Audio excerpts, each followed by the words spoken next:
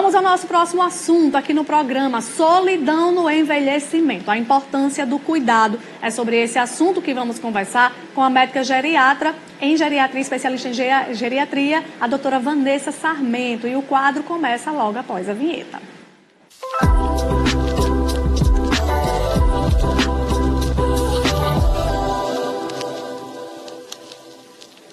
Doutora Vanessa vai participar conosco de forma online, ela já está pronta e eu aproveito para agradecer desde já a participação e desejar um bom dia, doutora Vanessa. Bom dia, Lara. Fico muito feliz por mais um convite, para contribuir um pouco na vida de diversas famílias sobre um tema tão relevante. Doutora Vanessa, vamos então hoje falar, sobre esse assunto tão relevante realmente, que é uma preocupação, inclusive para os familiares e até para quem já está vivenciando essa fase da vida. E aí vem o questionamento, qual a diferença de solidão e de estar sozinho? É diferente uma coisa da outra? É sim, é bem diferente. Eu sempre gosto de conceituar a solidão e diferenciar do isolamento social, que é o estar sozinho, A solidão é um conceito muito subjetivo, que é o sentimento do idoso em relação à falta de amparo, falta de carinho, perante ao outro, algum familiar. Já o isolamento social, ou estar sozinho, é um conceito mais objetivo, algo que realmente o contato direto não existe, ele vive sozinho ou não. Mas estar sozinho também não significa, muitas vezes, que ele está com esse sentimento de falta, de falta de amparo e carinho. Então, a gente precisa estar atentos, no caso, a essa solidão, porque às vezes o idoso, ele mesmo quer estar ali no cantinho dele, quer ser respeitado por estar fazendo a sua atividade, mesmo sozinho. O perigo é quando aquela solidão é por ele não estar envolto dentro de um contexto social, familiar, não por opção dele. Seria mais ou menos isso? Isso. E é importante a gente ficar atento a alguns sinais, Sim. Muitas vezes você começa a observar o quê? O seu familiar mais quieto, mais triste, choroso. Começa a ter o quê? Começa a ter algum distúrbio do sono, problema em dormir, até algum distúrbio alimentar. E aí é importante acender o alerta e observar se existe algum problema envolvido. Às vezes o idoso convive com outras pessoas e aí não tem mais, está aposentado, vamos dizer, aposentou e aí ficou em casa, está em casa e os familiares precisam sair para resolver a sua vida, para ir fazer os seus afazeres. E aí ele vai ficar sozinho o dia inteiro. E nesse contexto isso pode ser um risco para até o desenvolvimento, o aparecimento de algumas condições neurológicas e até outras doenças, doutora Vanessa, associadas a esse fato de ficar sozinho, de se sentir sozinho nesse contexto de solidão? Isso mesmo. A solidão, ela predispõe a diversas outras doenças, A depressão, que é o que é o mais característico, então você está sozinho, tristonho, a longo prazo, isso pode se desenvolver como uma depressão, mas também outros comprometimentos. Até a síndrome demencial, que todo mundo tem, certo? Ela pode sim ser desenvolvida quando você se mantém nesse estado de solidão. No congresso que teve esse ano de geriatria, em Belo Horizonte,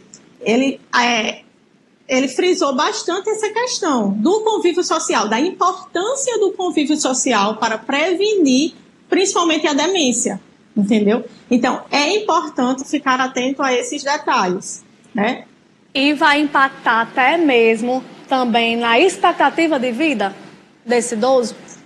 Esse convívio social, essa relação social?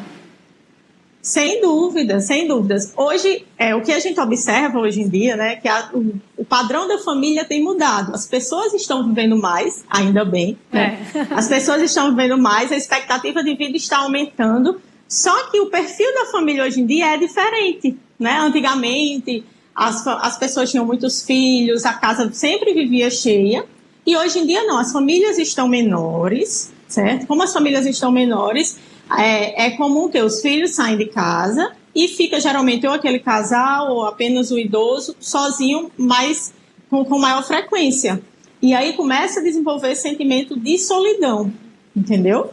Verdade. Doutora Vanessa, quais estratégias, então, podem ser usadas, utilizadas, né, para se diminuir esses impactos, né, da solidão na terceira idade, né, até pegando aqui um exemplo. Por exemplo, um casal de idosos, às vezes um acaba, infelizmente, falecendo, né, e aí fica o outro, e aquele outro que ficou, né, fica naquela solidão, se sentindo sozinho, sentindo aquela falta, né, ou de outros familiares, ou desses convívios sociais, que devido a algumas limitações acaba sendo uma realidade na vida. Então, como diminuir, né, esses impactos da solidão na vida aí desse idoso? Então, existem várias estratégias, certo? A depender do estilo da família.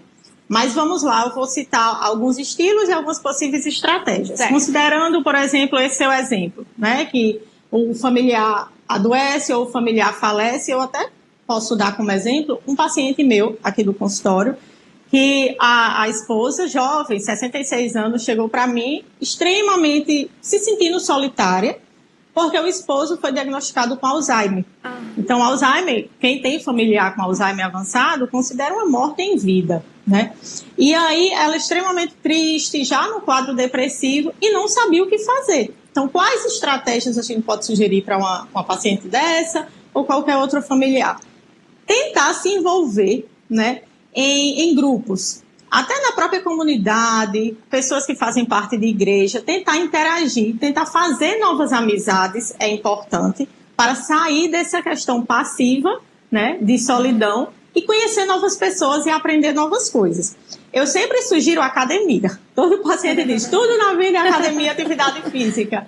Mas, de fato, porque assim, você começa uma atividade física, existem academias específicas para idoso, quando o idoso não quer ir para alguma academia com bastante gente.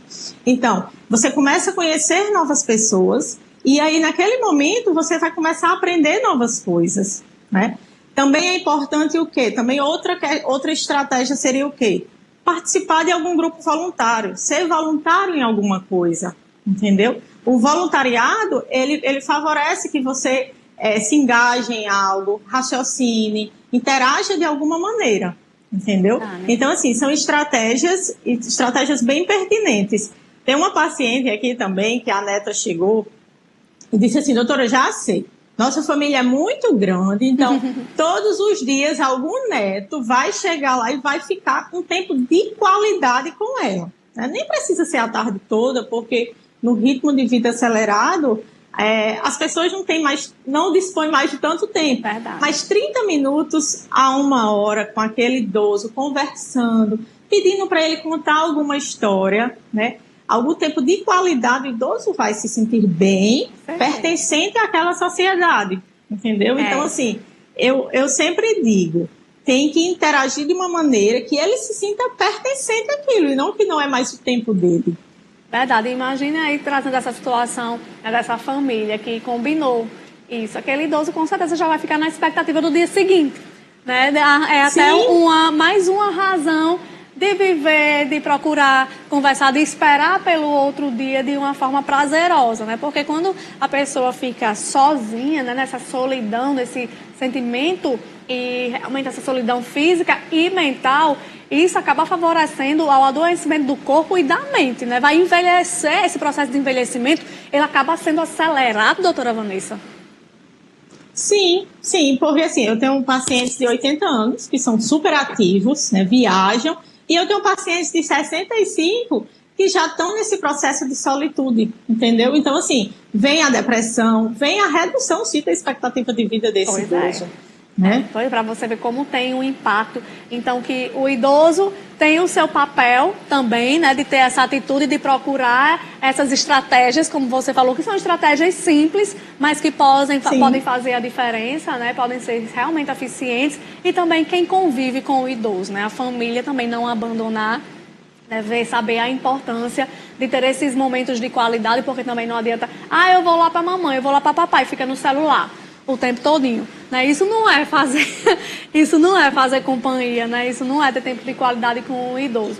Então são um conjunto de fatores que vão influenciar e que de fato, né, a solidão não faz bem a ninguém, né? Seja criança, seja idoso, jovem, enfim, faz adoecer mesmo. Então, queria que você encerrasse, doutora Vanessa, com uma mensagem, né? Para as famílias, não só para os idosos, mas para as famílias que estão nos acompanhando, sobre a importância desse olhar atento para a solidão na terceira idade.